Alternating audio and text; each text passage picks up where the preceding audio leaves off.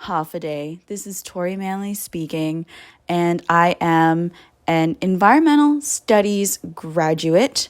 I've been an advocate, especially for environmental sustainability, for around 15 years, and I'm excited to share with you the importance of individual impact.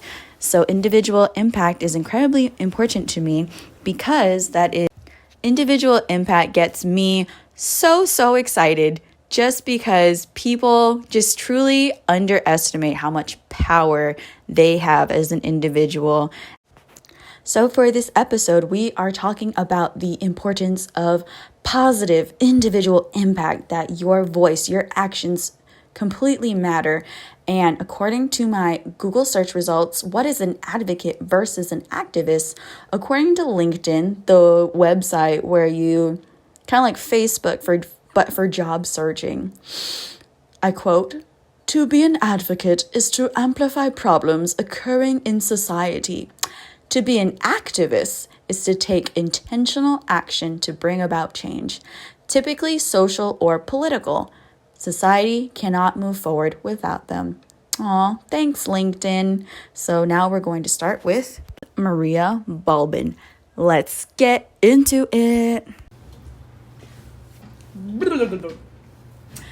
I'd love to share my personal mission, my objective for this podcast, and then I'd love for you to share yours, and then we'll keep it in that flow.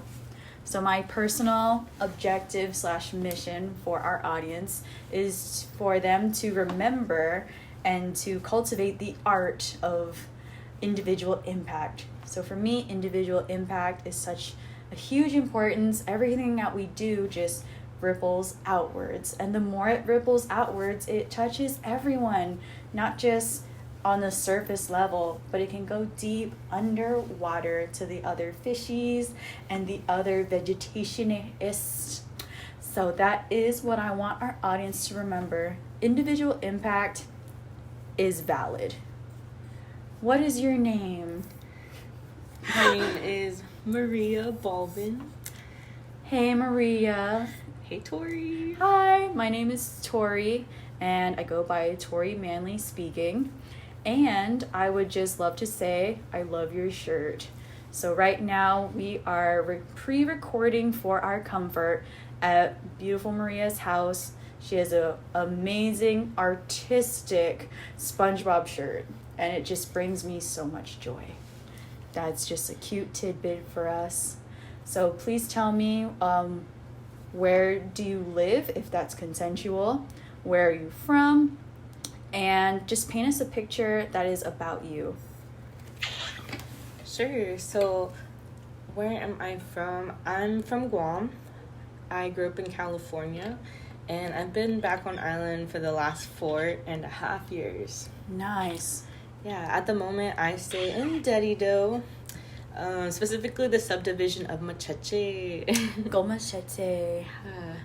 Yes. So, please tell me about the work that you've been doing since you've been on Guam for the last 4.5 years. Oh, it's been such a joy to reconnect to Guahan through the land and the sea. I started in the sea. I was a underwater photographer, like a scuba diver photographer. And then after that, I became a lifeguard. And then after that, I started working with AmeriCorps, Guahan Sustainable Culture, and I learned about gardening and food security. Yeah, it was really great, and they ended up hiring me there at GSC for a couple months before I applied for the G3 Conservation Corps. That is so cool. That needs a moment to like settle in, just get like a round of applause, because from what I understand, that's a super big deal. It's just such a competitive thing to try and get into, especially since it's a new working industry. And what season were you on for your team? Yeah, we are season 3. Ooh, season 3! So there were 2 other cohorts before you. That's right, and I've had the pleasure of meeting some of them. They're all just wholesome, wonderful people that you're just happy to know. That's amazing. So what kind of work did you do for it? If we can stay on G3. Yeah, so G3 Conservation Corps is a workforce development program surrounded by jobs in sustainability and conservation, specifically here on Guahan. So I got to train in different topics that pretty much would help make Guahan better, address a lot of issues, such as stray dogs and cats, the Amit garden, waste management, even brown tree snake hunting. Oh my god, that sounds so cool. Just to name a couple of the many things we did. So I really got to learn about Guahan that way. She's a snake wrangler, guys. She wrangles snakes. It's so cool. And all of these things sound like such hard work, and it sounds very tangible, and it sounds like services that Guam needs more of. And with that, it is such hard work. Like, how much of it was office work and how much of it was just out there learning tangible, hands-on kind of work? That's a great question. It's true, at least for the things that we were training in, it was very strenuous physically, but you can still be a part of the movement if that doesn't suit you well. But yeah, so it's very strenuous out there in the sun. Honestly, I want to say 90% of our time at G3CC, and when I was working in the garden, that was the main focus, is to keep the garden going. So I worked most of my days there at the garden when I was in AmeriCorps, Guahan Sustainable Culture. And then a bit when I was just working at GSC. I was more focused on teaching the kids. And sometimes we'd go outside, but there's a lot of them, so we kind of stay in the classroom. That's so cool. Honestly, it sounds like, just from being your friend and seeing you work and grow and learn all these new things, you had such a joyous time, even though the description you're giving it is real, that it was hard work and it was a lot of dedication, but you were able to find so much loving joy, and you were able to spread it out to the people who found some sort of reverence, people who were interested in it. They just saw you and they learned so much, and they left with smiles, especially when you were doing garden tours in AmeriCorps. Is that where it was? True. AmeriCorps at the time, GSC, they had two gardens that they were focusing on, one in Hagåtña across from the post office, and then the other was at House 1 and 2, Guma 1 and 2 at Saginkutud and Chamorro. Yeah, it was great. I mean, there's just so much going on in the garden, and there's a lot of different levels of, I want to call them plant people. Yes. I think we would all be plant people if we understood plants better. But for real, yeah, it was a joy. I would always try to engage all the senses. So something cool to look at, something to taste, something to smell, maybe something with interesting texture. Yeah, just so everyone could have the full experience and just enjoy the fruits of our labor.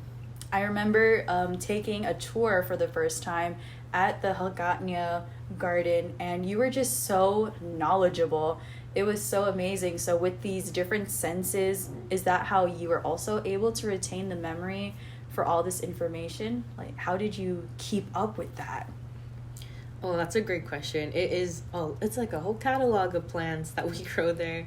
So it's hard to keep up. But it's, once you're there every day, you start remembering, and there's always fun facts that go with different plants that you just want to share with other plant people like Tori, and seeing if she wants a cutting for her garden. I did. Yeah. I enjoyed that I enjoy our friendship so much, because you know where to get the plants, and I like the plants. Yeah, it's a wonderful service that they do, giving out fruit plants and seeds to the public. It was. So, from what I'm hearing, you started in the ocean pretty much. You came back home and said, put me in the ocean and leave me in there. And then you've migrated, you evolutioned over to the land, and you learned so much about our land, our tunnel, all the good things, and it's just been such a joyous experience. So with all of these different experiences that you've had here in the short amount of 4 years, what are some people who had their individual impact on you? Someone that helps you with your work, someone that has a focus of some sort, and they've really inspired you to go certain routes, helps you find your interest in what could be your most positive impacts. Sana Maasi for asking and giving a time to pay homage. For that question, it's really easy for me personally. It has to be Peggy Denny of iRecycle. I think if you don't actually know, she's been physically leading a program that collects aluminum cans at schools, and that program gives the money from the cans back to the students. So Peggy does whatever she needs to get those cans. She's not bothered by yucky things in the trash or picking up cans from some random person's house with the iRecycle truck that she has. It's been down since before the typhoon, but it's on its way to making a comeback. Yeah, but as long as she gets it back to the school, she loads it and transports it on her own. I feel like 99% of the time, and she's been doing this for many years. Not to mention, she turns 75 this year. Jeez, a 75-year-old fantastic little woman just going around to different events, different bins, sorting through our waste, which is supposed to be accepted: plastic bottles, aluminum cans, biodegradables sometimes. Also, can you touch up on what's in these cans? These little stations that Peggy has set up. Ooh, yes, that's a good question. Is that the green ones? Yes, the green ones. Yes. They're sturdy. They're so sturdy. That's a great question, because I'm not sure if everyone knows about this great resource that iRecycle and G3 have collaborated on. My former supervisor, Phil Cruz, was working along with Peggy to collaborate on making this happen. So it's a big green rectangle. It's metal, and there's 3 slots there where you can put different things, and they're recyclables, mind you. And it says like Guam Green Growth on it. I believe it has the Sustainable Development Goals. I think so, yeah. Yes. I've seen them at the food trucks on Thursday night in Hagåtña. Oh, that's true. They do have one down there. Yeah. But there you can put your aluminum cans, you can put metal, and you can put glass. But it's not always that people put the correct things in there. And so when I was in the Conservation Corps, we had chances to go help Peggy and help clean those bins up, because they're also at many of the mayor's offices. Nice. If not somewhere in almost all the villages. So if you're using that bin, or you know someone who is, please make sure you're putting the right thing and clean things in those bins. Because Peggy comes and she helps clean it up, and then she'll make sure it's bagged, and she'll take it to the schools, and then the glass she'll take to the transfer station along with the metal. Yes. I would love to ask more about the recycling, just because recycling is such a big thing on Guam, but it's also a really hard individual impact to implement, to do on your own, especially when the information, not just the information, but just the grit, the mad grit to change a habit and to put something in the proper receptacle. Like, how did you do it? What drove you to that?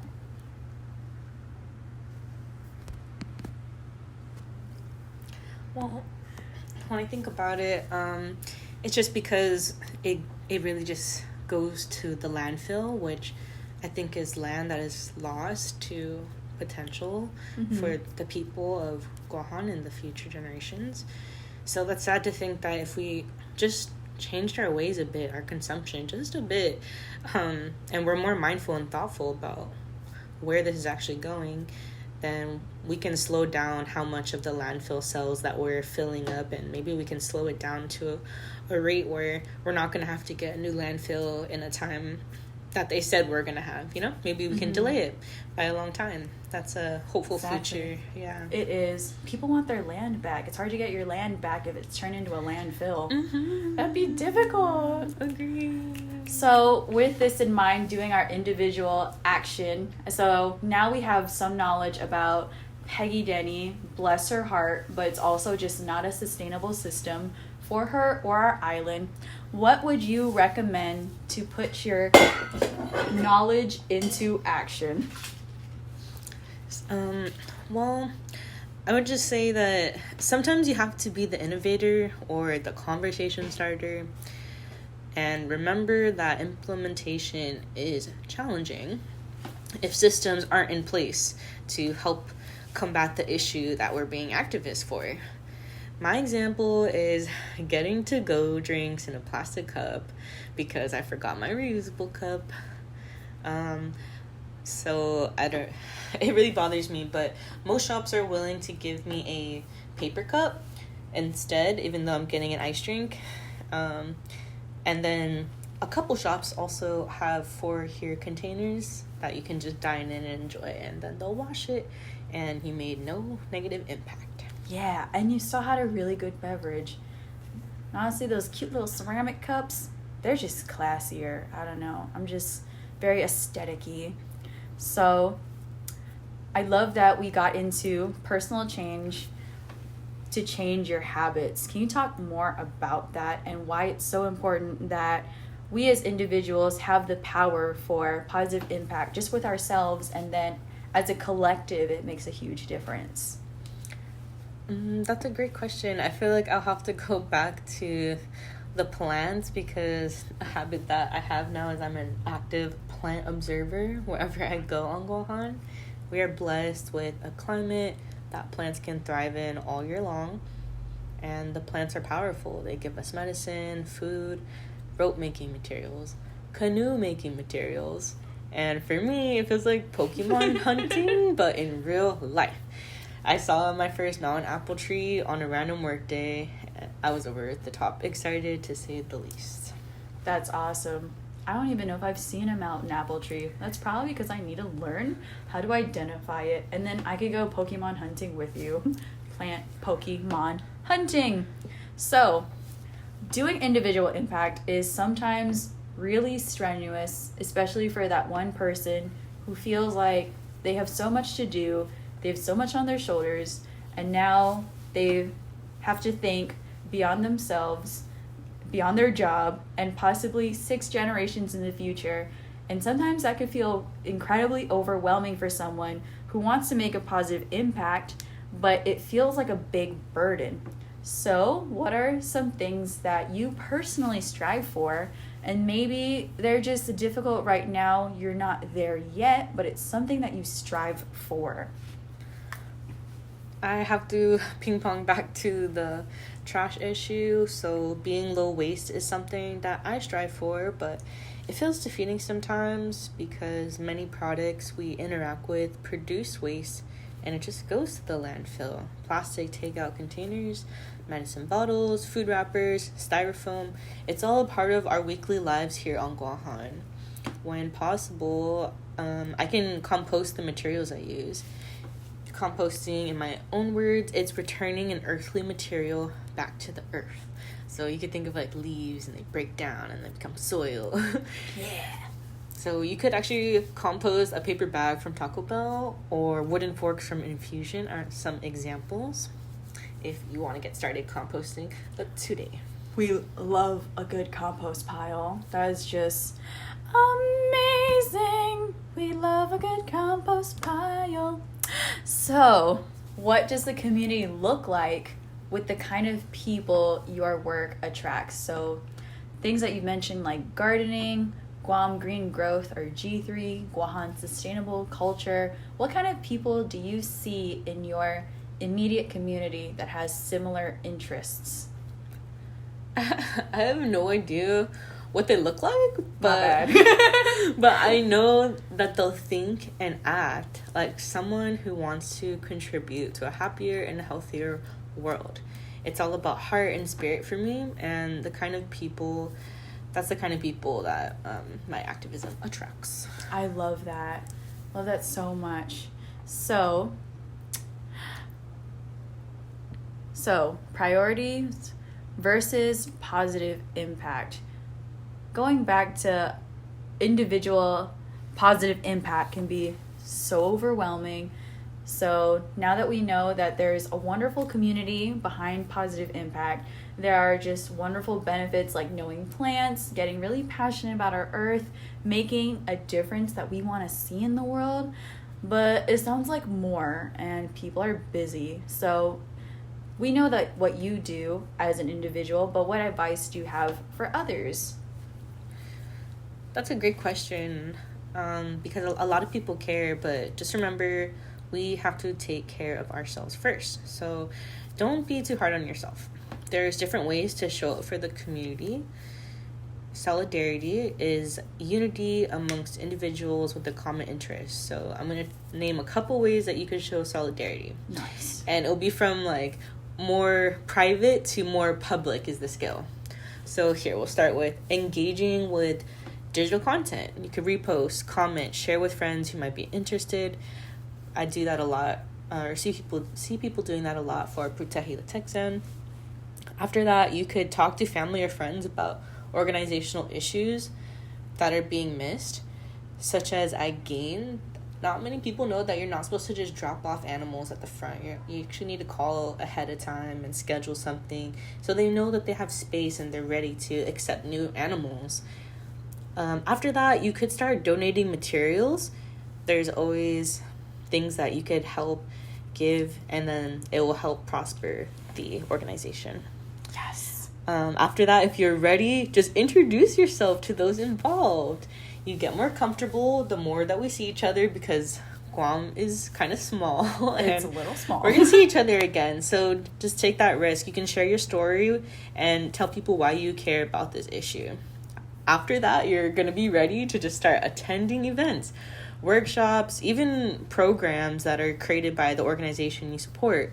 Showing up matters. Showing up matters, because once you show up, even if you honk your horn at a protest, that does count as individual action, because we know that there's people out there who genuinely believe in the sort of positive impact that a collection of individuals are trying to make. And it's just, mwah, it's a chef's kiss. It's fantastic. Well, I feel like I'm kind of leaving on a cute little cliffhanger, like, now what? And then we're just going to throw you into it. But I swear this is not meant to throw anyone off a cliff. These are just the smallest little tidbits that we can all do in our individual lives for individual positive impact, because both of our goals, Maria and I, Tori Manley Speaking, just want to make that positive change, and we know you do too. Fanachu! So now I would like to invite Kaity McManus. The style of this interview is a little different from our friend Maria Balbin's. So in this one, she is actually in her car going to work, and she's answered so many of my questions, and she gives good resources. And because of that, the audio is just slightly skewed. And a word of caution, these are subjects prevalent in Chamorro culture and in other cultures as well. But because the movement of accountability, so to speak, especially towards our family and community members, can be a little shocking. So it is a conversation that must be heard. But it is also very difficult to accept, especially since we talk a lot in our culture, the Chamorro culture, about taking care of each other and Inafa Malik. And because of different things, it doesn't align with what we value, the discrepancies and a lot of other things. So the first question I asked her was, what started her activist journey? What started it for her? What are some things that she's learned during her activism journey? So my activist journey regarding the land, our natural resources, our water, began when I learned in college as a young mother about the contamination from the military in our land. And then I also learned about the commercial fishing and factory farm industries, and how they're destroying the planet, and then a lot of the meat is just not good for our health, and food is all being poisoned and contaminated with pesticides and all this other kind of stuff. And then I became sexually assaulted and raped by different people in my life, and that's when I became an advocate for survivors. And then I also learned about so many others that I knew who this was happening to, so I became a really strong advocate for that. And then as I learned about studies like the study by Peggy Reeves in the 70s, 80s that was done, that showed that there was a correlation between the abuse of the land and the abuse of women and children, I became an ecofeminist. So there was that study that was done by Peggy Reeves, who was an anthropologist, and the study showed that in all these places around the world where there is a high rate of abuse on the land and water, there's a lot of abuse on the people, specifically women and children, which she mentioned. And then in places where there was a low rate, like Palau, low rate of abuse on land, or people have more respect for the land, there's also higher respect for women, and it's matriarchal. So, that really opened my eyes, and just learning more about my Palauan culture, which has a higher standard in protecting the environment and protecting women and children and people, and just higher standards in general, that made me an even stronger advocate. It made me really proud to be a Palauan. And though I am proud of my Chamorro side too, honestly, I'm a little more proud to be Palauan because, in Palau, we just have higher standards, and we hold our cultural values just more strongly there. And it's really influenced me since I've been able to live there. I was the only one of my siblings that actually lived there in Palau, grew up there for a while. And it really changed my life. And that's what really molded me into this activist. Well, I don't like to call myself activist, although that's a perfectly fine word. I just call myself an advocate or protector. And all that's kind of like what molded me into who I am. And the second question I've asked Kaity is, what are some resources that are found on Guam that has helped her in her activist journey? So like Varo is the most important resource when it comes to getting information on how to get help for survivors of rape and assault, and just statistics in general about rape and assault on Guam. Varo has so much valuable information, and they've helped me. And they're also coming to the school that I teach at, Tech High Academy Charter School, to do an outreach and talk to the students, and I can't wait for that. And I'm also going to be training with them in their new training program to be a certified advocate for survivors, and I'm super excited about that because I've already been an advocate for survivors for years. And so that's a great resource for that. Specifically, and then I'm pretty sure you're aware of a lot of the other resources when it comes to like protecting the environment. Sina Hope Cristobal, though I did mention her, and I noticed you didn't know who she was. I highly suggest you should, if you ever get the chance to interview her, you should definitely interview Sina Hope Cristobal, who was nominated as Nobel Peace Prize. She was nominated for a Nobel Peace Prize, and she chairs the Northern Guam Water and Soil Conservation, and she's the one who first told me that like the whole thing about the brown tree snakes is propaganda. So the government saying that the brown tree snakes are the main reason why we don't have our native birds is a lie. The military did accidentally bring the brown tree snakes, but that was after our birds already started dying off, after the military sprayed our island with Agent Orange and DDT.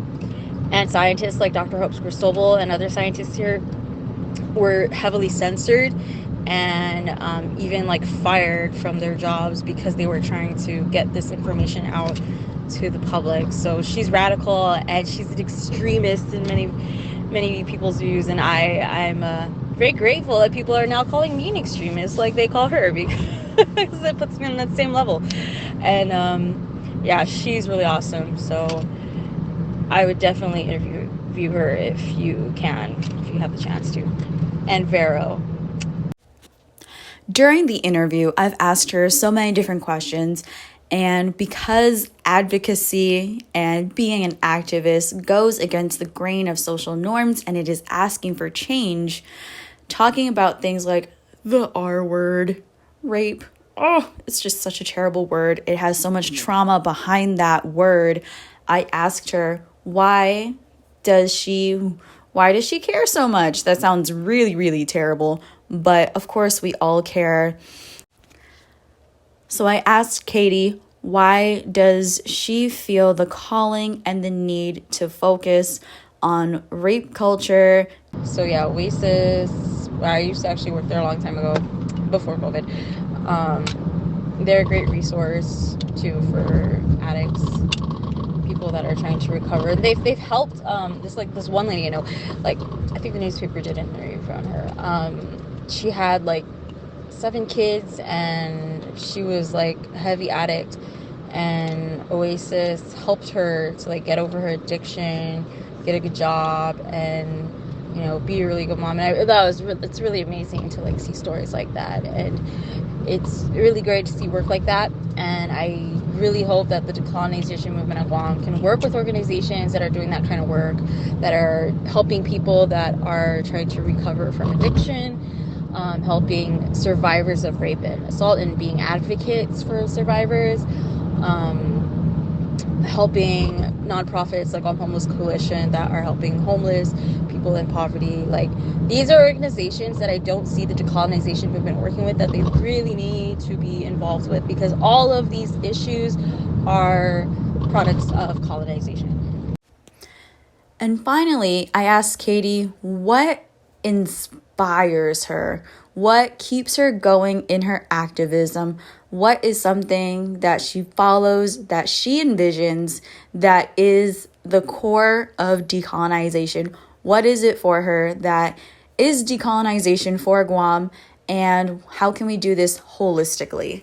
Number 4, what inspires me? Oh, I kind of said a little about that, number 3, but so what inspires me is, like I kind of mentioned, like my Palauan side, like coming from a place like Palau where my matriarchal values of our culture are still held strongly, has really inspired me. It's inspired me to see women there, elder women, who have such high rank, the highest rank in the community, make decisions to choose honorable people to lead the community, and hold people accountable, hold rapists accountable for their crimes, so that we can have a safe community and people can thrive. And that's what inspires me a lot.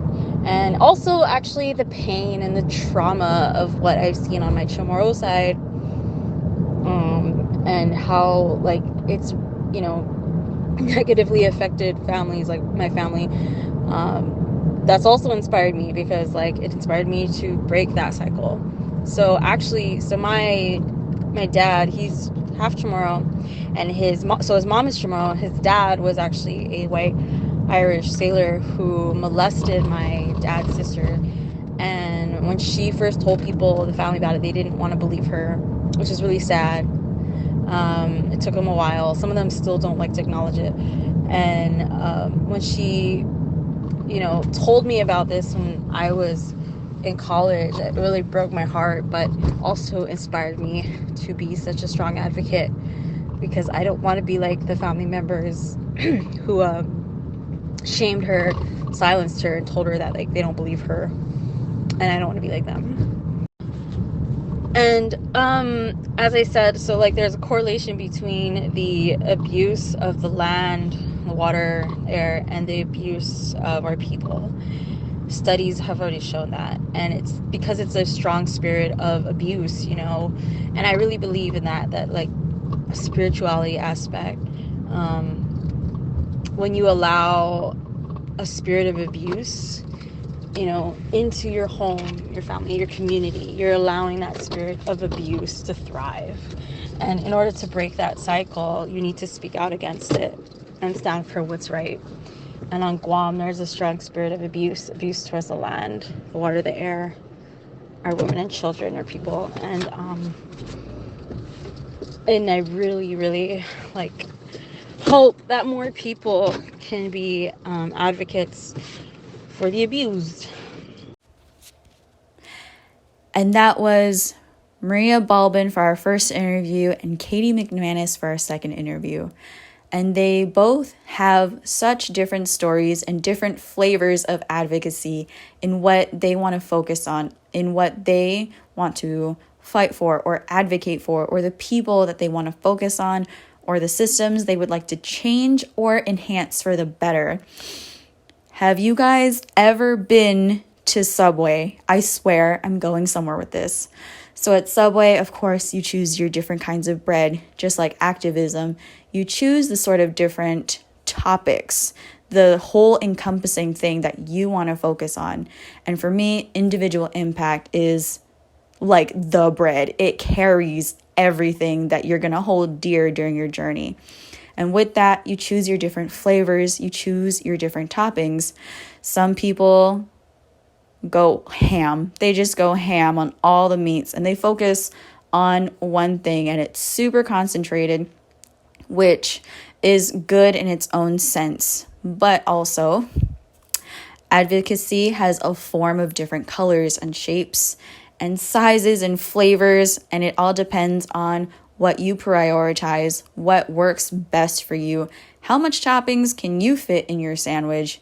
So with the sandwich alignment with advocacy and activism, I just want to say that individual impact and being an advocate or an activist is not a cookie cutter thing. Just because you see someone doing a certain way does not mean that is the way that you have to do it. Your individual impact is uniquely your own.